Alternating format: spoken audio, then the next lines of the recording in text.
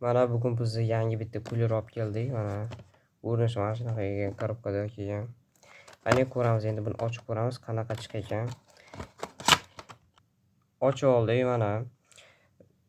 Juda ham chiroyli dizaynda.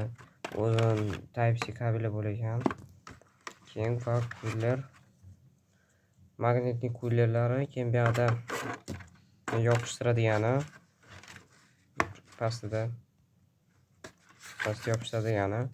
Men bu kulerni olib ishlatib ko'rdim, yopishtirdim telefonning orqasiga. Hozir endi ishlatib ko'ramiz. Mana hozir ulab olamiz. Podsvetkali.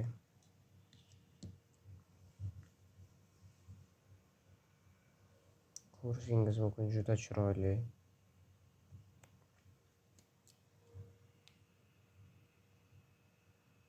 Ko'rib turganingizda oqcha muzlar paydo bo'lyapti. Hozir buni endi telefonga qo'yib ko'ramiz. Hozir telefonni palga o'ynadim, qizib ketdi. Hozir endi qo'yamiz. Natija bo'ladimikan?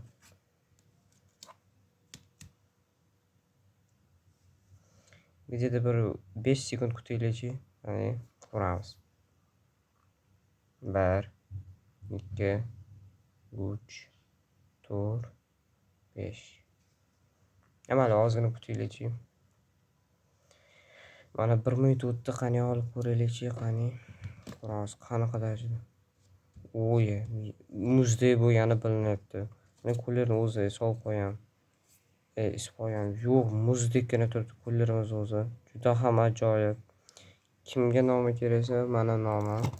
Voy. Mana nomi. Juda ham zo'r kuler ekan. Agar like va podpiska bosib qo'ysangizlar, shu videoda 1000 ta like yig'sak, keyingi videosi yana chiqadi. Boshqa kulerlar bilan.